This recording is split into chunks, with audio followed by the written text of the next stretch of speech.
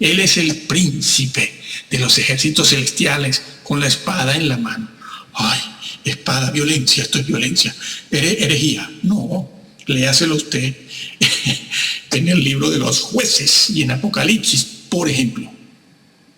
Se le presentó allí a Josué que le temblaban las rodillas cuando quería tomar a Jericó. Y se le aparece en el campamento un ser vestido de blanco con una espada fulgurante en la mano. Josué lo ve, se da cuenta de que algo no es normal y le pregunta: ¿tú quién eres? Y él le dice: quita tu calzado, porque estás en terreno santo. Yo soy el príncipe de los ejércitos celestiales, el ángel de Yahvé, el Hijo de Dios. Mi Señor manda. Amigo. Ecumenismo, ay, sí. Bueno, si este señor empieza a torcer la doctrina,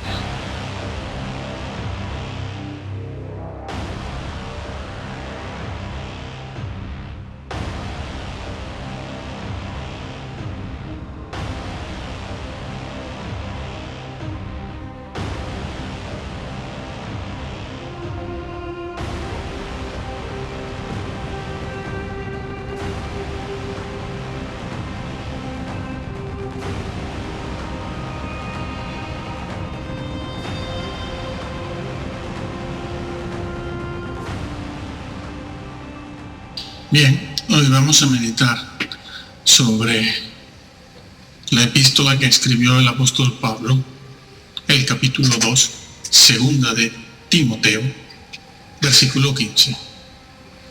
Hoy vamos a meditar sobre la epístola, la carta que escribió el apóstol Pablo a Timoteo, segunda de Timoteo 2:15. Nosotros nos preguntamos hoy si es necesario conocer la verdad, saber cuál es la verdad de las cosas de Dios para ser salvo, porque hemos escuchado a varias personas que dicen que el tema, la doctrina de la Trinidad, no es necesaria conocerla, ni conocerla bien para salvarse. Decía esta persona, esta vaca sagrada, que lo que tú creas sobre la Trinidad no tiene que ser igual o lo mismo a lo que él enseña y cree, con tal de que ya hayas aceptado a Jesucristo como tu Señor y tu Salvador. Eso es suficiente. Salvo, siempre salvo. Lo que tú creas después de la Trinidad, sea correcto o incorrecto, sea esto, aquello o lo otro, no importa. Y eso lo dicen de otros temas. Dicen que no es una doctrina necesaria para la salvación y que no pasa nada, ni en la iglesia, ni en la vida de la persona, ni nada. Pero eso es falso, completamente falso. Pasamos a demostrar lo que dice la Biblia. El apóstol Pablo le dice a Timoteo, en primer lugar, que procure con diligencia presentarse como un obrero aprobado, que traza bien la palabra de verdad. La palabra de verdad. No dice Juan 3:16, que trace bien Juan 3:16 o Romanos 3. No dice eso. Emplea el vocablo verdad. Y ya veremos por qué es importante esto. Traza con rectitud la palabra, la de verdad. Y es una referencia a la verdad. ¿Cuál verdad? ¿Cuál verdad? Toda la palabra de Dios. El Salmo 119 lo dice, la suma de tu palabra es verdad, la suma, toda. La verdad de otro, la verdad bien interpretada de otro tema, y de otro, la suma de todo eso es la verdad. La doctrina de cada tema, la resurrección, la ascensión, la encarnación de Jesús, el bautismo, sobre todo el tema del Espíritu Santo, la humanidad de Jesús, la deidad de Jesús, todo eso es importante, forma parte de la verdad. La suma de tu palabra es la verdad. ¿Por qué dicen lo contrario? Bueno, pues aquí el apóstol Pablo le dice a Timoteo que trace bien la palabra de verdad. Y eso es importante porque en el versículo siguiente, en los siguientes, él va a emplear ese vocablo. Lo emplea esa palabra, ese vocablo. Y él dice, allí dice lo siguiente, que muchos se han desviado, o algunos, en realidad, muchos se desviaron enseñando una cosa falsa, corrompiendo la verdad. Emplea la palabra desviarse. ¿Qué significa? Nadie puede desviarse, nadie, si primero no está en el sitio, en el lugar o en el tema que corresponde. Él dice, se desviaron de la verdad. Eso es lo que dice el versículo. Lo releo de nuevo porque es que hasta no me lo creo. Se desviaron de la verdad. Quien no está en la verdad no se desvía. Solo se puede desviar una persona que está en la verdad, como quien se desvía de la autopista para tomar otra carretera, para tomar otra vía. Si no estás en la autopista primero, no te puedes desviar. Te desvías porque estás en la autopista. Por eso la frase es correcta cuando se dice me desvié de la autopista para tomar esta otra vía, esta otra carretera. Es lo mismo, a ver si lo entendemos, señores, que es muy simple, no es tan difícil. Cuando Pablo dice, se desviaron de la verdad, es porque estaban en ella y por algún motivo, en alguna cosa se desvían. Se desvían de la verdad, dice aquí. Y eran personas que eran creyentes. Si están en la verdad, eran creyentes. Pablo nunca los trata como incrédulos, ni como visitantes. Están establecidos en la verdad. Los que están establecidos en la verdad son los que están en Cristo también. Una frase con un profundo significado teológico. Que están en la verdad. En la verdad. Pero nos preguntamos, ¿cuál verdad? La verdad es muy amplia. La suma de tu palabra es verdad. ¿De qué tema está hablando? Pues tiene que estar hablando de algo en particular, no de cualquier cosa. No se trata de Juan 3:16, ni de Romanos 3 otra vez. No se trata de eso, se trata de lo que dice, se han desviado de la verdad, diciendo que la resurrección ya se efectuó. Entonces, existe un tema que está contenido en la verdad, es el tema de la resurrección. ¿Sirve decir cualquier cosa sobre la resurrección para ser salvo? ¿O no sirve? La resurrección no salva. No somos justificados por la resurrección de Jesús. ¿No dice eso la Biblia también? Entonces, ¿por qué dicen otra cosa? Vamos a ver. Dice que algunos se han desviado de la verdad. Hay que ver cuál es la consecuencia de esto. ¿Cuál verdad? La resurrección. ¿Qué decían ellos sobre la resurrección si eran creyentes? Bueno, ellos no estaban negando la resurrección de Jesús, la del Señor. Eso se daba por sentado, lo admitían.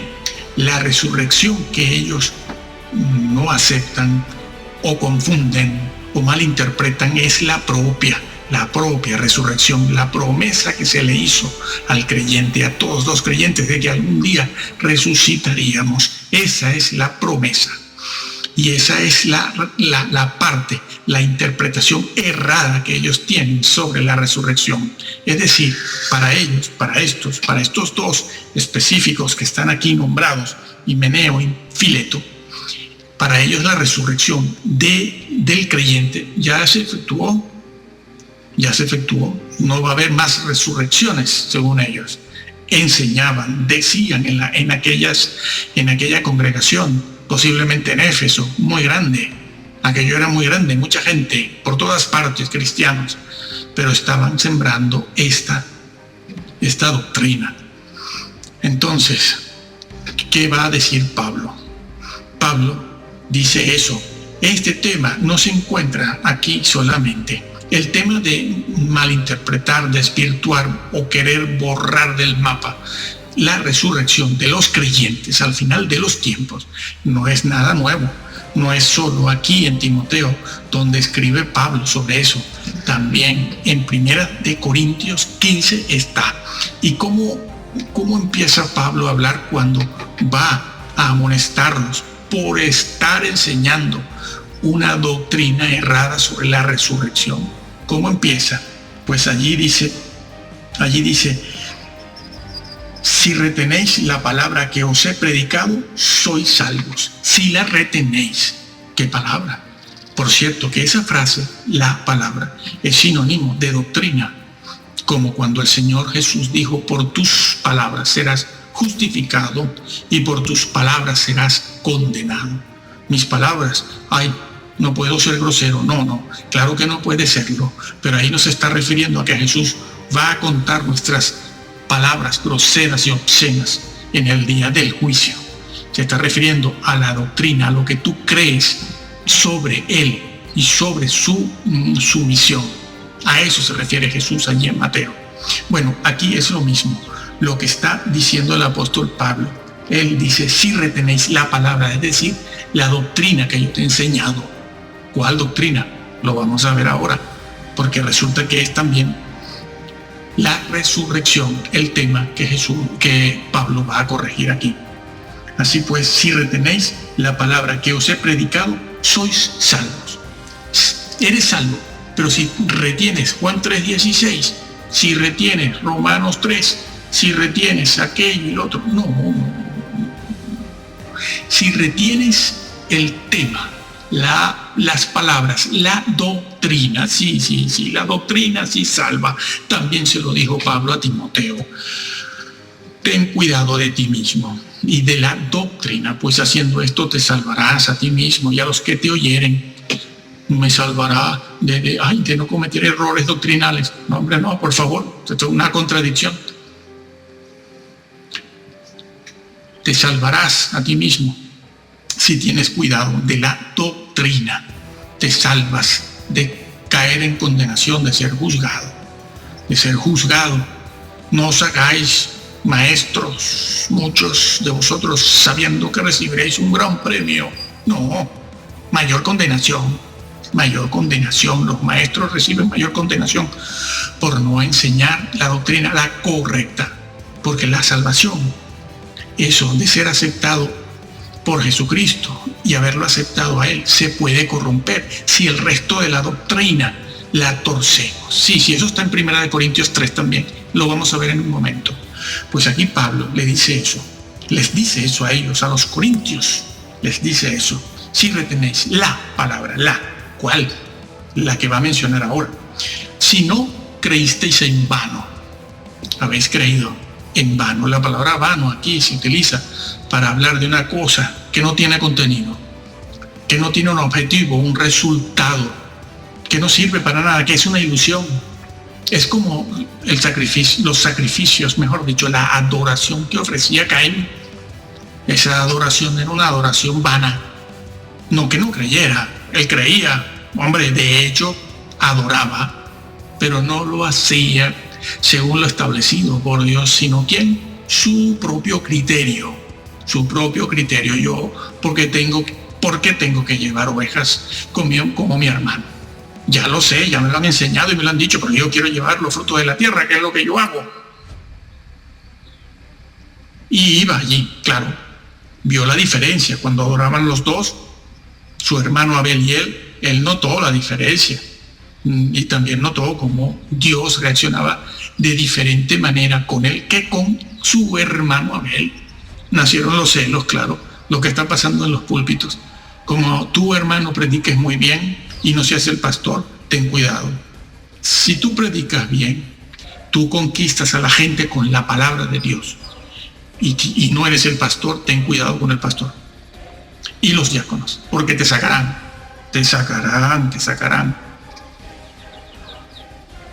Así que la palabra vana es vuestra fe.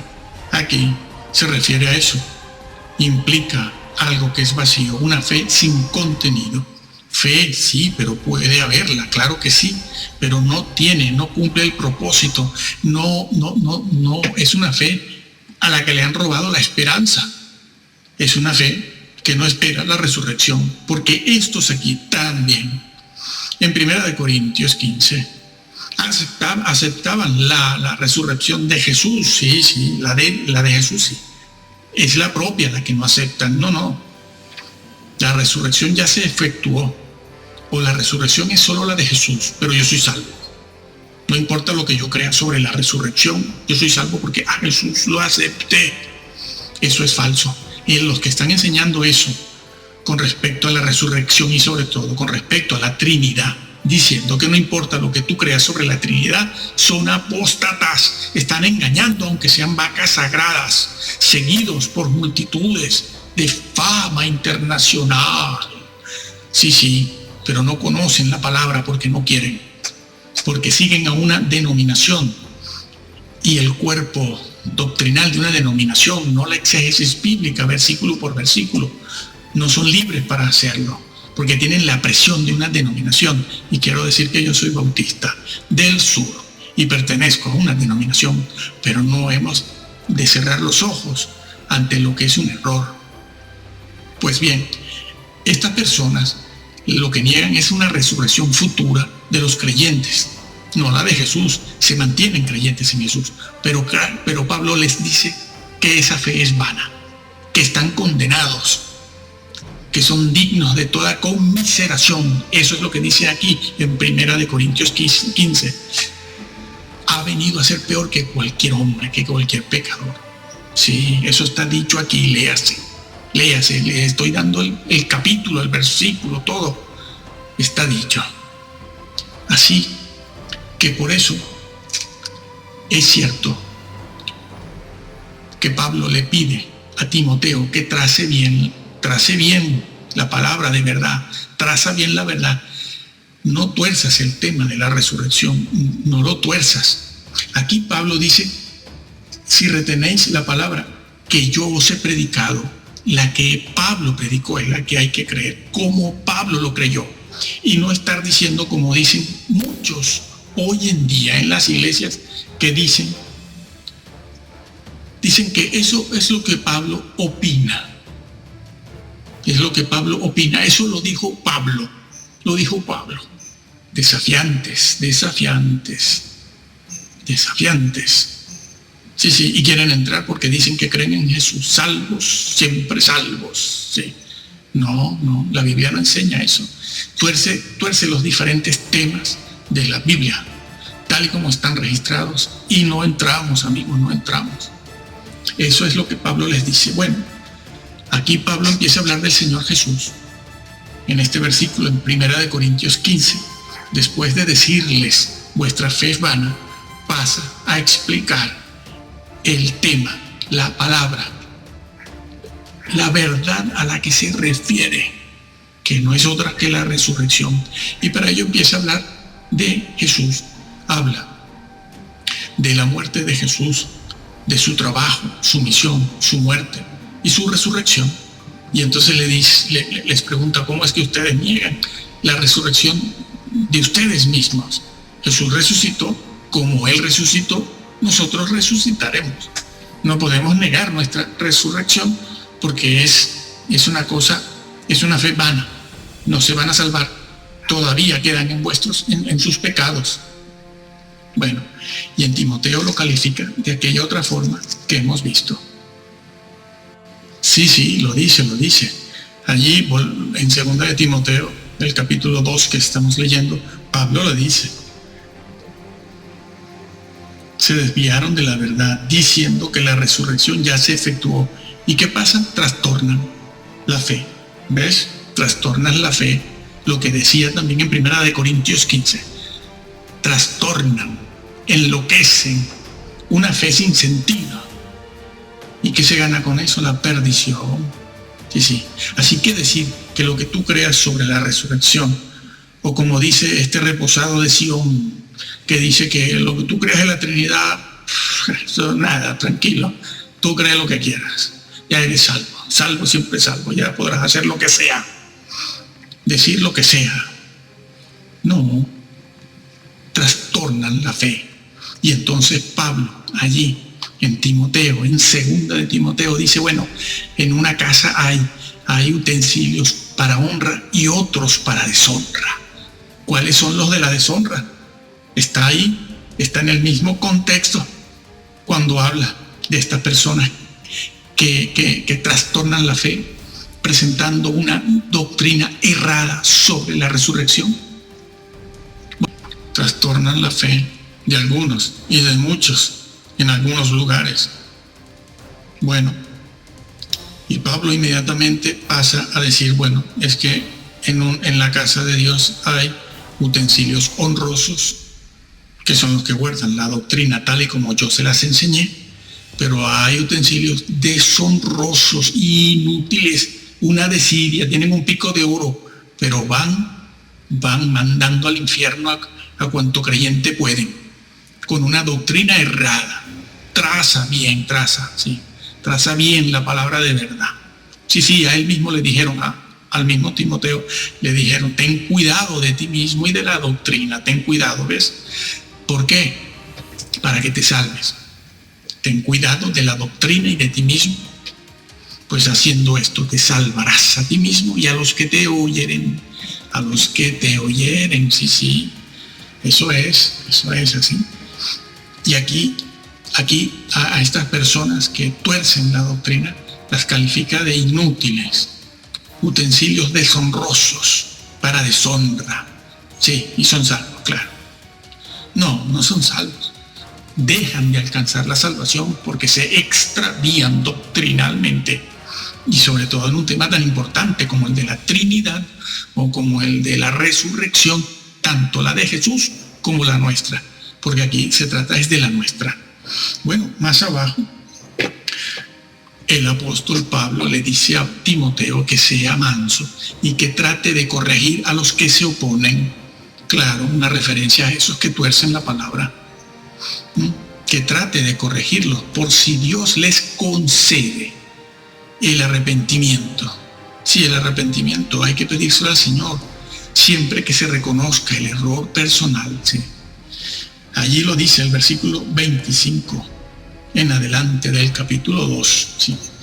A ver si Dios les concede el arrepentimiento, pero con un propósito. Lo vuelve a decir, para que conozcan la verdad, lo dice, no para que conozcan Juan 3:16. Si no fuesen convertidos, lo primero que haría Pablo, que era un misionero, evangelista, es mandarlos a convertirse, pero no lo hace, ni aquí ni en ningún lado, sino que los mandan. El apóstol Pablo los manda a arrepentirse para que puedan conocer la verdad con respecto a ese tema del que se está hablando ahí, que tuercen, que es la resurrección. Sí. Eso es. Entonces Pablo considera la resurrección un tema importante que forma parte de la verdad. Los creyentes dicen que la verdad no, bueno, sí, déjala ahí a un lado. Yo acepté a Cristo y ya está, yo no quiero rollos. He conocido personas como estas, creyentes de iglesia, de mucha iglesia, de muchos años, que dicen, tengo que estudiar tanto, tengo ahora que conocer la verdad. Bueno, yo creo esto y creo lo otro y creo aquí, ¿para qué más? Si yo tengo que ponerme ahora a conocer la verdad, esto es mucho rollo para mí, yo esto lo dejo, esto no es para mí. Esto no es para mí, lo dicen.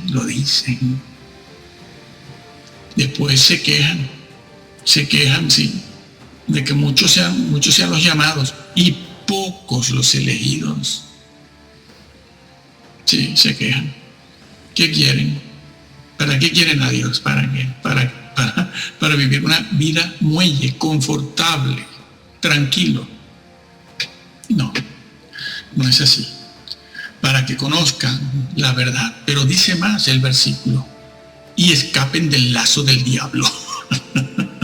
Claro, escapen del lazo del diablo, porque tienen la voluntad dominada completamente. Y el pensamiento por Satanás. Satanás dentro de la iglesia. Sí. Como maestro. Sí, como maestro. Sí. Primera de Corintios 3.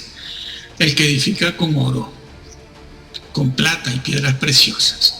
Después está el otro que edifica con madera, heno y hojarasca.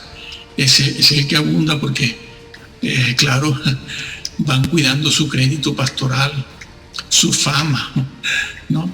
Y van pasándole la manita por la espalda y por el hombro a los hermanos. No te preocupes, Dios es amor, no critiques, no murmures, claro, como no saben cómo arreglar los problemas, como no saben llevar la iglesia por donde es, como no le enseñan al pueblo la verdad, después tienen que mandar a callar a los hermanos, diciéndoles, bueno, no se puede juzgar, amor, y no vean los tumbos que van dando en la iglesia. Este cayó en esto, el otro cayó en lo otro, el otro en esto, aquí, ahora este caso, dentro de 2 meses el otro caso, después dentro de 6 meses otro caso, y están inundados de corrupción e inmundicia, aparte de extravío doctrinal. Sí, el segundo tipo de maestro es el que edifica con madera, heno y hojarasca. Sí, madera, heno y hojarasca. Y entró como Pedro por su casa. No, como quien escapa del incendio. Sí. Así como por fuego. Estudies esa expresión en el original. Tenemos un vídeo colgado en YouTube que lo explica. Así como por fuego. El significado de esa frase en la mentalidad de Pablo y como está escrita, habla de una persona que está perdiéndose. Está perdiéndose y a última hora se escapa. Salvo, siempre salvo. Sí. Y si fuese así, este Señor no entra en el reino de esa manera. No se piense además, lo sabemos por otras partes de la Biblia, que este Señor entró en la gloria, con felicitaciones, y que va a estar donde están todos los hombres que han padecido muchísimo por la fe, por la verdad, por la doctrina, hasta ser degollados. No va esta persona, que fue salvo así como por fuego, ese va al gallinero. No hay tanta felicidad en el gallinero. No es un rinconcito en el cielo. Ese rinconcito está en las cavernas, como decimos en otros vídeos. Este va al gallinero a lamentarse, a ver por qué no hizo las cosas como Dios le había mandado. Pero hay otro tercer tipo de terreno, el tercero, el que destruyera el templo de Dios. Sí, Pablo utiliza la palabra templo casi siempre como una referencia o para referirse al cuerpo del ser humano, a la persona, donde habita el Espíritu Santo. Pablo es un misionero, habla a gentiles. Pablo les está diciendo, el que destruya el templo con la doctrina, el que destruya el templo de Dios con la doctrina. Es decir, no edificó el templo de Dios, el edificio de Dios con oro, ni con plata. Este tampoco edificó ni construyó el templo de Dios con madera, heno y hojarasca. Lo que hizo con la doctrina fue destruirlo directo. Fue directo, lo destruyó. No que no sea creyente, no que no tenga doctrina, sino una doctrina completamente errada en cuanto a la persona de Jesús, su humanidad, su deidad, en cuanto a la Trinidad, la resurrección, María y todo lo demás. Cientos de temas, unos de mayor relevancia e importancia que otros, claro que sí. Pues bueno, el que Pablo dice allí en Primera de Corintios 3, el que destruya el templo de Dios con la doctrina, es decir, la vida, allí donde mora Dios, el templo de Dios es nuestro cuerpo, por eso hay que cuidarlo. Por eso hay que cuidarlo. Quien destruya la fe de esa persona, donde Dios mora, su esperanza, su salvación, Dios le destruirá a él. No, yo soy salvo. No, tú eras salvo. Dios ya te desechó porque no hiciste lo que le recomendó a Timoteo. Procura con diligencia. Diligencia es estar sudando las 24 horas por la doctrina. Ay, no, si eso es mucho rollo. Yo lo dejo. Amigo, te das cuenta que tú con Dios no quieres nada. Lo tuyo es, bueno, la clásica religiosidad que tiene el ser humano, porque el ser humano lleva religión por dentro, la suya, la propia, la de él. Pero entonces cuando ven que la cosa es bastante seria, dicen, ay, tanto rollo, yo que siempre, me van a quitar la novela y no podré ver los Simpsons después del culto. No, y Harry Potter, que iba a verlo esta noche al cine. No puedo. No, yo no dejo nada de eso. A mí me dejan como están. Pues no entras, porque te lo estoy leyendo. El que destruya, especialmente este pasaje de 1 Corintios 3, es especialmente para los maestros, pero también es una realidad en los miembros de la congregación. El que destruya, Dios le destruye a él. Y aquí entonces los creyentes, los que estamos sentados o están sentados en los bancos, dicen, bueno, eso es problema del pastor, eso es problema de los líderes. El Señor Jesús, hablando de esto, le dijo a la gente, a los discípulos, les dijo lo siguiente: velad por vosotros mismos. Sí, velad, es decir, tú mira por ti mismo. No te pienses que el responsable es el pastor. Tú eres corresponsable también de la doctrina que él dicta en la iglesia, en la congregación o en las casas cuando enseña. Sí, ten cuidado de ti mismo, pero también dijo, velad por vosotros mismos. Sí, ten cuidado por tu propia doctrina. Porque si tú la copias y la crees, o crees una diferente y extraviada, eres igualmente corresponsable. Te haces corresponsable con tu guía, con tu pastor, aquel al que tú alimentaste. Sí. Mírese ese versículo también, porque Jesús está diciendo eso. Cada quien es responsable. Por tus palabras serás justificado, por tus palabras serás condenado. Cada quien. Nada de llegar con el pasaporte, acepte a Jesús. ¿Y lo demás? Las demás piezas del puzzle, ¿dónde están? Usted puso una. Usted se convirtió, usted llegó a los pies de Jesús, puso una pieza. ¿Dónde están las demás? ¿Dónde? No, bueno, es que eso no me tocaba a mí. No, sí te tocaba a ti. No, esto es como cuando Jesús llama a los siervos, ¿no? Eran siervos. Sí. Dios no da, el Señor no da responsabilidades a los visitantes, como dicen estas vacas sagradas. Sí, el Señor Jesús no llama a visitantes para darles las responsabilidades de la obra. Por Dios mío, llama a siervos, llamados, elegidos, comprometidos. No se puede hacer la obra de Dios de ninguna clase, de ninguna naturaleza, si no se tiene la gracia de Dios para hacerlo, como el siervo infiel o estos 3 siervos de los cuales voy a hablar. El que el Señor le dio 5 talentos, al otro 3 y a otro 1. Llamó al de 5 y le pidió responsabilidad. Y parece que había casi doblado los talentos que se les dio. Aquí son talentos, no son dones. No confundamos con frutos, sobre todo con frutos. Los frutos son los del alma, los del Espíritu. Frutos del Espíritu Santo es algo intangible, el amor, la paz, la benignidad. Pero dones o talentos es otra cosa. Bueno, llamó al que le había dado 3 y también pudo dar buena cuenta de su trabajo y de su conducta responsable. Y después llamó al que le dio 1 talento, sí, y le dijo, a ver tú. Y entonces, vean la soberbia de este creyente, una soberbia insolente. Le dice, bueno, yo, como sé que tú eres una persona severa, sí, porque tú pides lo que no das, Tú quieres recoger lo que no siembras. Por lo tanto, ¿qué hice con el talento? Lo escondí, sí. Y espérate que lo saco. Fue allí, lo sacó de debajo de la cama o del hueco, el hoyo donde lo tenía. Y le dice, aquí tienes lo que es tuyo.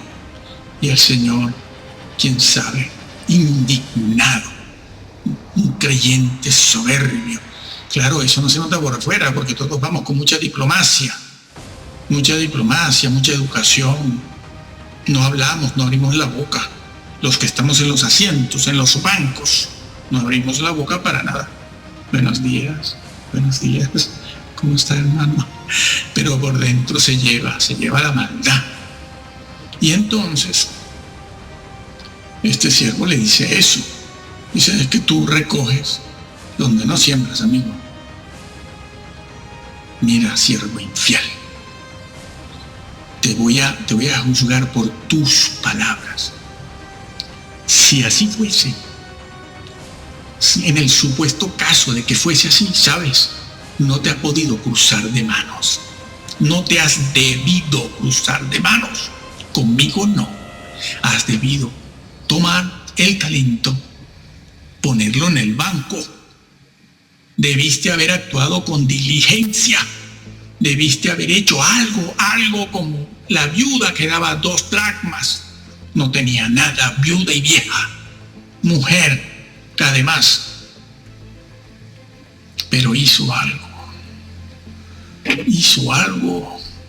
No se cruzó de brazos para poder llegar a la presencia de Dios y decir, hice esto, a pesar de que todo era imposible. Pero tú me ayudaste. Y el Señor se lo dice, tenías que haberlo puesto en el banco para que cuando yo llegara, viniese, me dieras el talento con los intereses y yo lo hubiese entendido. Pero tú, siervo infiel, tú lo que mereces es las tinieblas de afuera. Fuera, échenlo, fuera. Ay, amor, seamos uno. Venga, ecumenismo con los budistas. No, espada no. Ay, no, Señor, tú eres amor. Sí, afeminado, amanerado, como lo han puesto siempre. El Señor es un guerrero. El Señor tiene un carácter fuerte, si no hubiera podido hacer la obra que hizo, que casi no la conoce nadie. Pues si fueron a ver esta película, La Pasión, y estaban escandalizados, los mismos pastores decían, ay no, qué sangre, cuánta sangre. Le digo, no sabes lo que hizo tu Señor. A ver si entras, a ver. Sí, seamos uno, unámonos todos. Venga, ecumenismo global, musulmanes, Hare Krishnas, evangélicos, católicos, protestantes, nueva era, los brujos también. Sí, todos. Amor. Les han engañado. Por cierto, yo me acuerdo de una cosa. Unos me dicen, Dios no puede ser conocido. ¿Y usted qué se cree? Que usted sí lo conoce. Dios no puede ser conocido. Así que ya salvo, siempre salvo, para siempre salvo. Déjeme tranquilo. Te equivocas, te engañaron.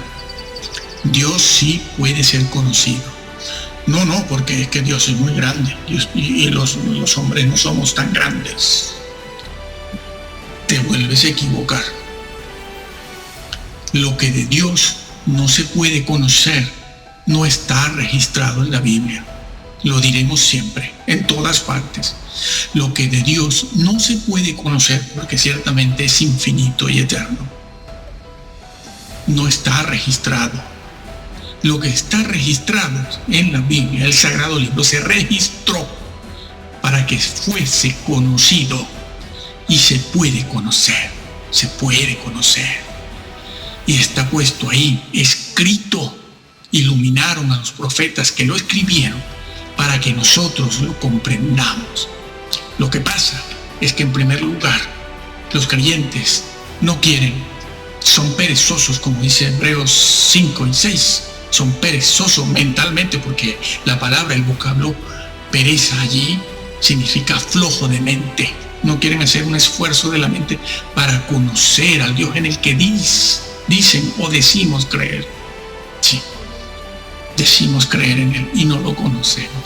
Por eso hay tantas burradas en estas estrellas de púlpito, reposados de Sion, como este señor que arrastra multitudes y dice, lo que tú creas de la Trinidad no importa. No, sí importa. Mira, te lo explico. Cuando tú llegas a los pies de Jesús, cuando una persona llega a los pies y se convierte, posiblemente no sabe nada de la Trinidad. Habrá que explicársela y el día, el momento llegará cuando su pastor le explicará la Trinidad. Sí, yo creo en ella. Hombre, creían los apóstoles y los padres de la iglesia de primera línea, que no eran curas. Si te enseñaron eso, es falso, es mentira, te engañaron. O engañado estaba también el que te lo dijo.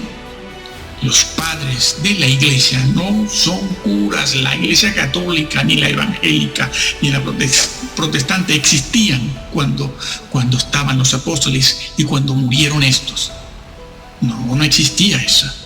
La iglesia católica, para verla tal casi parecida como la vemos hoy, hay que esperar al siglo V, VI o VII. Mucho más. No habían curas con sotanas. Así que los padres de la iglesia eran los discípulos de los apóstoles, que recibieron la verdad fresca de primera mano, y ellos creían en la Trinidad. Yo le hago caso a ellos y a la Biblia, no a Calvino, ni a Zwingli, ni a Agustín de Hipona. Primero le hago caso a aquellos que estuvieron en contacto con los apóstoles y los discípulos de los apóstoles. Y ellos decían que sus nombres estaban escritos, pero podían ser borrados del libro de la vida. Sí, porque eso también dice este señor, que esta vaca sagrada que dice que la Trinidad, tú puedes creer lo que quieras. Claro, él se lo ha escuchado sobre todo a los bautistas, y que yo lo soy. Y él va y lo repite porque eso lo enseñó y lo dice la élite teológica. Madre mía, la élite. Entonces hay que estar bien, hay que estar por las nubes, ¿no? La crema, la nata. Me oyen decir eso y me dicen, uy, este sí sabe. Pues no sabe. No sabe. La doctrina correcta sobre la Trinidad es necesaria, y sobre la resurrección es necesaria. Sigo con la explicación. El pastor en algún momento a este nuevo creyente le hablará de la Trinidad. A partir de ese momento, esta persona, este nuevo creyente que está conociendo el tema de la Trinidad, si en el futuro se le ocurre desvirtuar el tema, confundirlo, trastocarlo, cambiarlo, extraviarlo, no entra, por haber cambiado un tema tan importante como ese, porque con ello está negando la redención del Señor. La redención está negando la salvación. Esa es la consecuencia de tergiversar la Trinidad.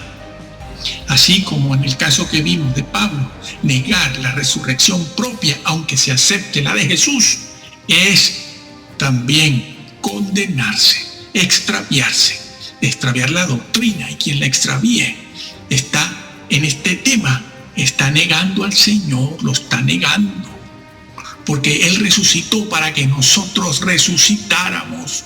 Y si niega la propia resurrección, está negando la de Jesús. Así mismo lo dice Pablo en 1 Corintios, así mismo. No entra. Así que a partir del momento en que conoce el tema de la Trinidad, si lo conoce en forma correcta, bíblica, no ha de cambiarlo. Sí, la doctrina sí salva. La verdad salva también, sí. Como se lo dijo Pablo a Timoteo. Sí. Te salvarás a ti mismo y a los que te oyeren. Procura trazarla bien, de manera correcta. Procura ser aprobado. Procura construir con oro, plata y piedras preciosas, procura. Y así es, amigo, así es. O como otra cosa que he visto, después de 30, 35 años, ¿no? Hemos visto esto, o quizás más tiempo, pero vamos a dejarlo ahí, en 30, 35. Una persona cuando llega a los pies de Jesús posiblemente no sabe nada, o sabe poco, o lo conoce de manera incorrecta el tema sobre la encarnación de Jesús en el vientre de María. No lo conoce bien, pero el momento llegará en que su pastor le hablará de la virginidad de María, la encarnación del Hijo de Dios que vino dejando su gloria para encarnarse y tomar forma, cuerpo humano, para hacerse siervo, porque la condición del hombre es la de siervo, no la de estos que van por los templos de rey, ¿no? De rey, y por la sociedad también.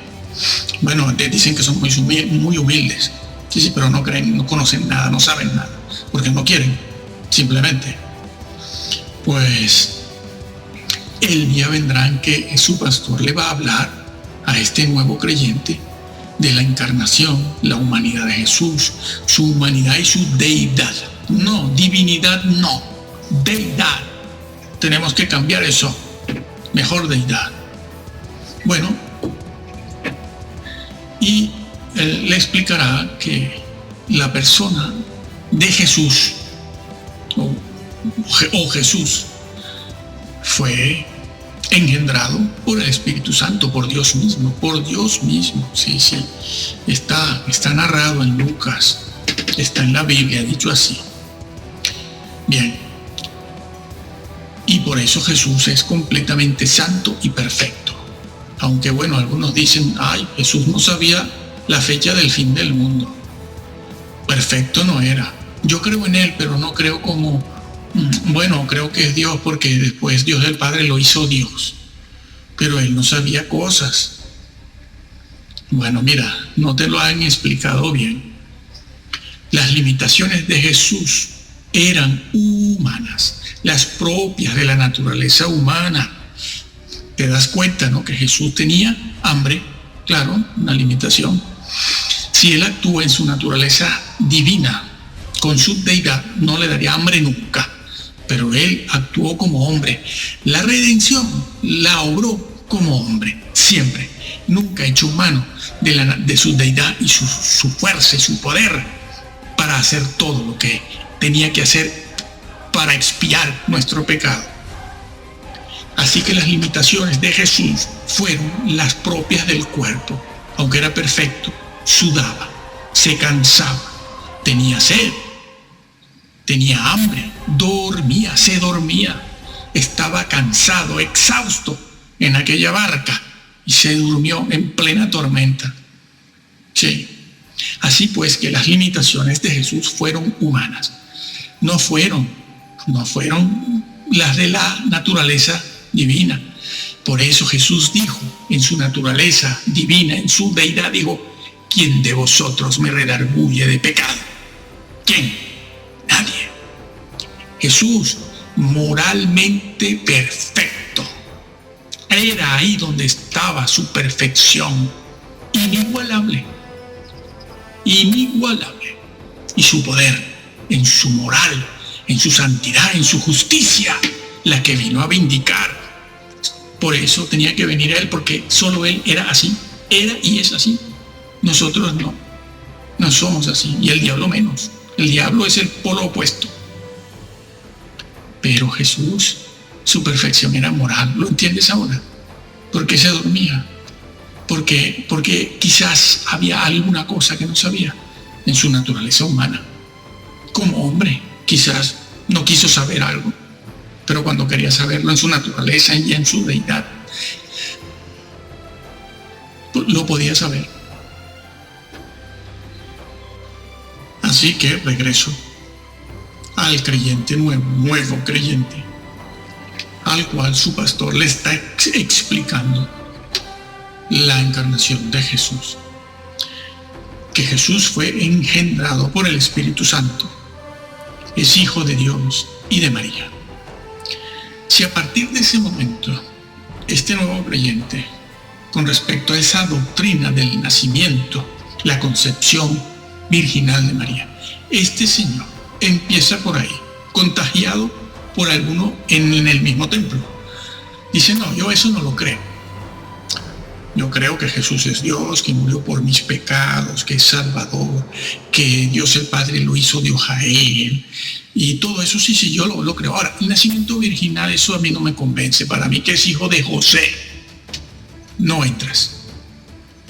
Has torcido el mensaje y la obra de Jesús. No es que no has hecho nada, no.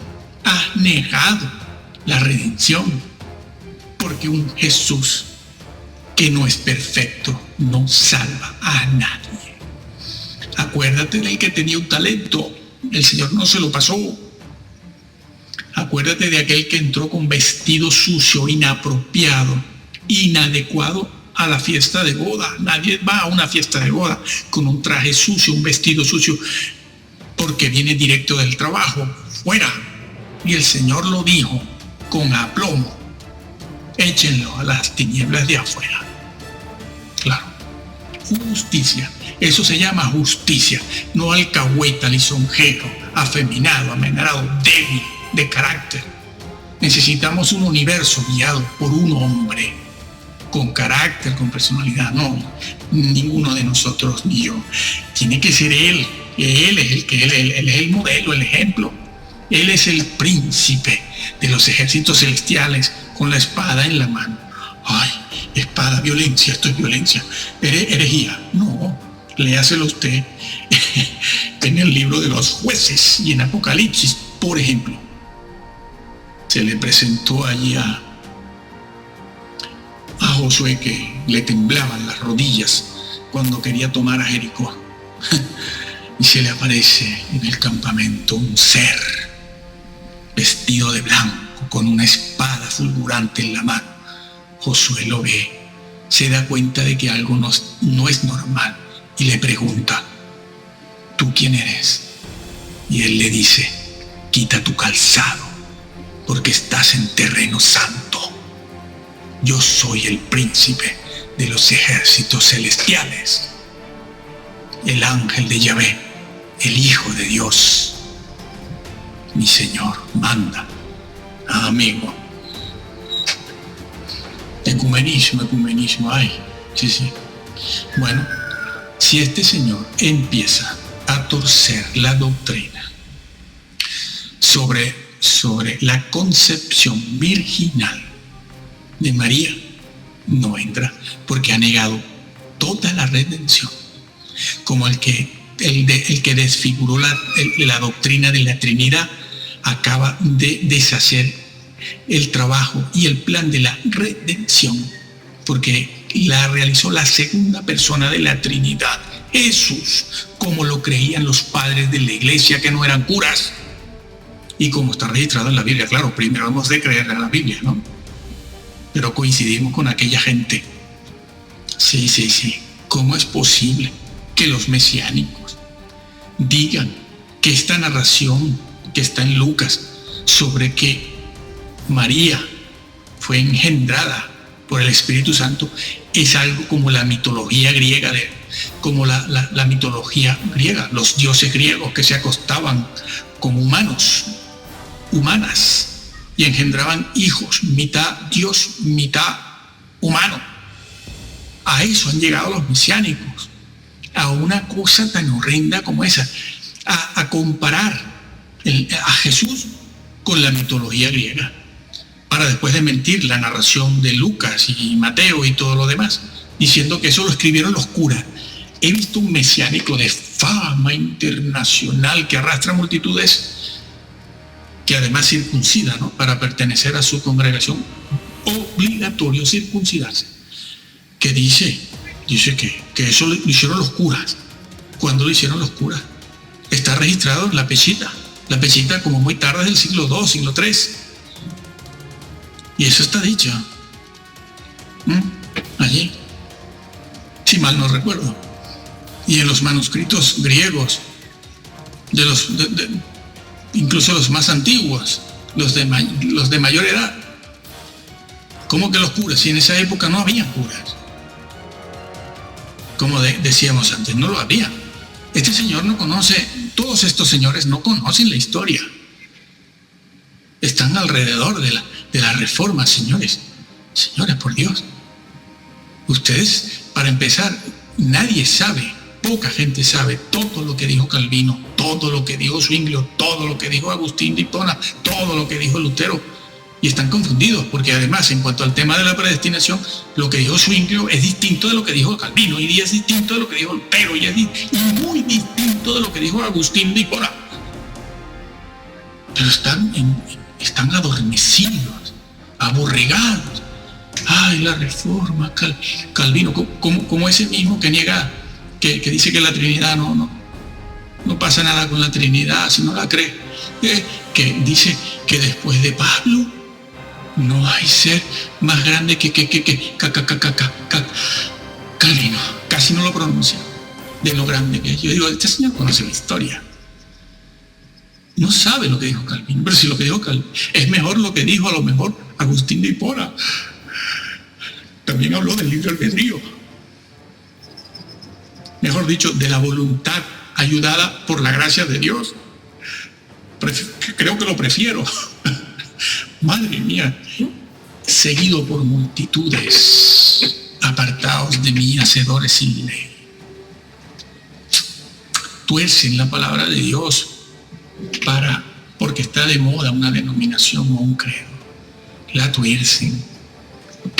Sus nombres serán borrados del libro de la vida. Están construyendo con madera, heno y hojarasca.